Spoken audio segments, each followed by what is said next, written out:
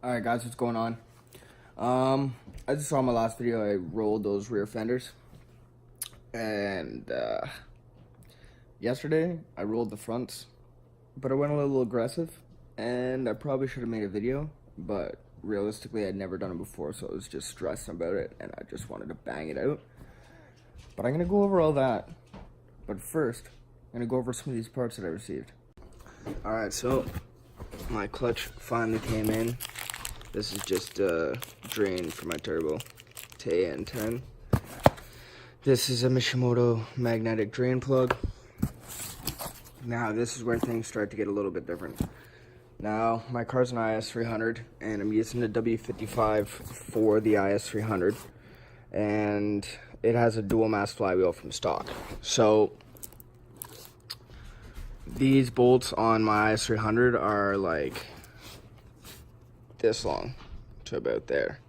So what I did is I ordered an actual flywheel from Satch's for an actual Supra, like a GE Supra. So this is a single mass flywheel. A sec here.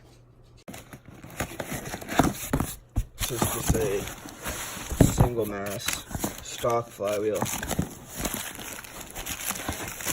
See? It's a lot thinner than my actual IS300 one, so that's going to be a plus. And I didn't want to go lightweight because I didn't want to listen to the noise and all that other jazz. Honestly, this is the best option for a JZ when it comes to not getting a dual disc. And then, so I had to get these ARP flywheel bolts to match. And now what's trippy about trying to find these is these are actually the same on the 4AG. And what they are is Toyota 10mm flywheel bolts. So that's the part number, 203-2802.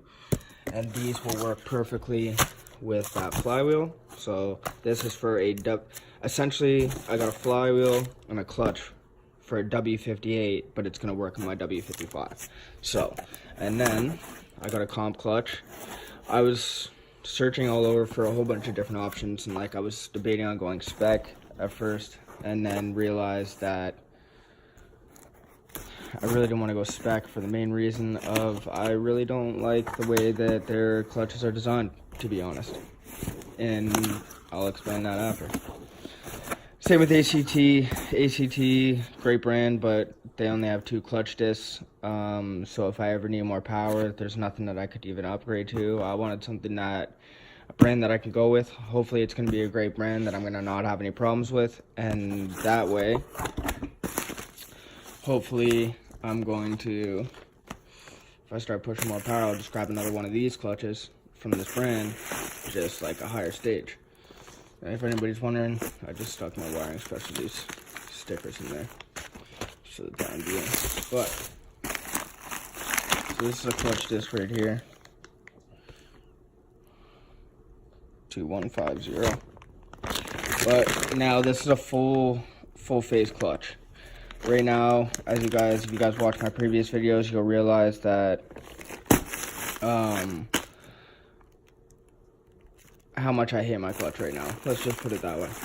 This is nice because, as you can see, it's sprung, and not only is it sprung, but normally the clutch only has 4 springs, so this has 6, so it should have a little bit more dampening because this clutch disc material is definitely a little bit more abrasive than the stock one, so it's going to grab harder. So hopefully that's going to be a good time, but like I said, it's full face, front and rear. And then the pressure plate right here. I know you don't see it often, but I do like it. The comp clutches are black pressure plate. And my throw bearing, my release bearing, and my alignment tool. Now, honestly, if you know me, you know I do an absolute shit ton of research before I buy anything. I literally searched every clutch on the market, like extreme amounts. What it comes down to is center force. Apparently it's really loud because it has the ball bearings in it, and it has the extra centrifugal things on the actual pressure plate on the forks. so that those go out when the RPM speed gets higher to make it stiffer. And there's some problems with that. And then spec is like, I've heard good and bad things with spec, but my problem with spec is that I couldn't get a full facing clutch that's going to be able to hold the power I want. Like this clutch is rated for 400, I think it's like 402 wheel torque, so that's going to be more than sufficient to start. And usually a clutch rating, usually it'll hold more than that, you know, totally destroying it, but that's all besides the point. So that's why I went with competition clutch. So let's go take a look. Lights off, dark shit. Still smells like light. So I want to show you the front. As you guys remember, yeah, you see all this dust? That's because I was going hard as fuck. So as you see, and I'm not rubbing it all, which is nice after days, except for on the bumper tab right here, which I'm gonna have to trim, which is no big deal, which can be expected when you got some aggressiveness. Now, let's put it this way, okay? And that fits. So you guys ready? Let's put it this way. Let's show this side first. If you guys remember the video of like when I picked this car up, you guys remember that this side was punched in down in this lower area here. So look at this. I literally created a custom wide body out of nothing. Like literally, look at that. So as you can see from the front, you can tell like that's a lot of poke from the bumper, right? So it's pulled 42 mils exactly. And it's literally like, it just looks so good and needy. And it's like custom wide body. So now for the other side, as you guys remember, it was punched in here. So I got rid of that. As you can see, I got my body line back, made my own body line. That follows down into this body line. Nice and beautiful. And this side, same thing, wide as hell. So I told myself I wasn't gonna go wide body anymore because I just didn't want to deal with any of the problems with fiberglass cracking or anything like that. This is another story. I could literally, like, I can move the whole car. Like, this is all metal, you know what I mean? Like, this is all metal. So I'll explain to you guys what I did. Let me move. You're gonna need some wax and grease remover, 100%. Palm sander is gonna make your life a million times easier. This is literally all of the garbage, except for that jug of oil from doing this job. So this was 10 hours straight of working and grinding. Okay, so you guys probably know what a fender roller looks like. If not, this is what a fender roller looks like. So what you do, jack up the car, take the rim off, put this on, okay, with your lug nuts, and essentially this sits like this, right? So then you roll it back and forth, turning this, which in turn pulls that out, right? So tons of videos online how to roll your fenders, but this is another story. I'm gonna tell you guys exactly how to get it this wide.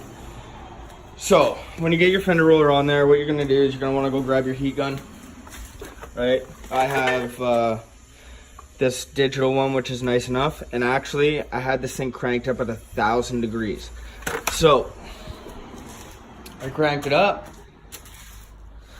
Disclaimer, it's impossible to do this and not have the paint crack. I'm telling you right now, you're never going to be able to pull it this far and make a custom wide body and not have the paint crack. It is what it is. It's going to happen. You're going to heat the shit out of it. And I heated it. Actually, I pulled the inner fenders out, which are right there. I heated the shit out of it from inside, okay? To the point of where, like, I could barely touch the metal. which then in turn makes the metal very pliable. Okay, so then what you do is you actually first, there's a little lip in here, right? That's normally there. That normally sticks on a bit of a 45-degree angle. First, you're gonna wanna roll that in flat, okay? First thing you're gonna do. Then you're gonna adjust the actual wheel, okay? So if you're rolling it in, it's gonna be, so if you're rolling in the that first lip, it's gonna be about like this, okay? Then it's gonna be to the point of where you got that lip rolled in and you're actually gonna put it all the way down like this, like 90 degrees, okay? And you're actually not even gonna worry about touching any of this outer stuff. You're actually gonna go in further to about right here, okay? And you're gonna start pulling the actual fender way back in there, okay? And what in turn this is gonna do is it's actually gonna start to ply and bring all of this section out, okay? By literally just pulling and going slowly. You don't wanna go too fast, okay? If you pull it too hard and go too fast, what's gonna happen is the actual fender is gonna buckle in and you're gonna have dents everywhere. So, after you do that a little bit, you're gonna do like one section at a time. So say here to here, okay? Then you're gonna move over here to here, and then here to here. So then once you pulled that out a little bit, now you're gonna work your way down and you're gonna put the roller on here. And what you're gonna do, now you're gonna take it from your 90-degree angle, okay, where you're sitting like this, and you're actually gonna put it nearly up straight. And what that's gonna do, now that you have this already pulled out like this, up at this high spot, essentially what it looks like when you do this is it still pretty much retains the same factory thing edging like this, but it's pulled out a hell of a lot more up top. Now what you're doing is you're actually creating this nice lip. Okay, so then with it at that angle like I just explained, you're gonna then pull this up, and this is a delicate spot because if you do this too hard and too fast, you're gonna end up cracking the actual fender. So you wanna be careful with this part. And you're literally just gonna bring it in and then bring it out and bring it in and bring it out. And it's kind of a feeling thing. As you feel it, the more you feel it. And then I stopped right here, which is about in line with the top of this badge. And that allows me to keep this nice aggressive look that I had there. So, by no means am I a body man or a professional by any means. As you can see, this is just some filler primer, or 3-in-1 black primer. And then now I have to sand this down, okay? So this is by no means the final project. As you can see, there's a dip there, and you can see some sanding lines and whatnot. So after you've rolled it all, you're gonna realize that when you look at it from this angle, or you look at it from another angle, or you look at it like this, you're gonna realize that there's some up spots and some low spots and some different fucking spots. So what you're gonna have to do is you're actually gonna have to use a hammer. Luckily I have a body hammer, and what you do is you beat the shit out of the actual fender to try and get the shape. Now, I recommend you're gonna wanna beat the shit out of the fender for almost more time than you rolled it for, because it's easier to bend or dent the fender in the way that you want it to, opposed to having to use a shitload of Bondo on the fender. Like, when you can bring it out, okay, to a certain extent, right, and then you just start essentially massaging it with the hammer to be able to just ever so slightly perfect your line, okay, then you're gonna still, no matter what, you're gonna have chipped paint like crazy.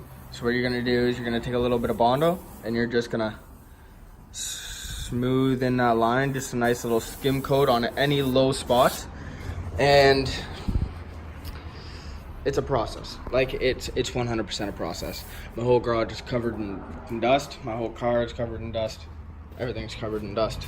And like I said, I was working on it for about 10 hours. So This is literally how you make a custom wide body. From stock fenders, out of nothing. What did I need to do this? I used a fender ruler, which realistically you could probably use a bat. It's just gonna be a lot more massaging with a hammer. A can of primer, which was 10 bucks. What else?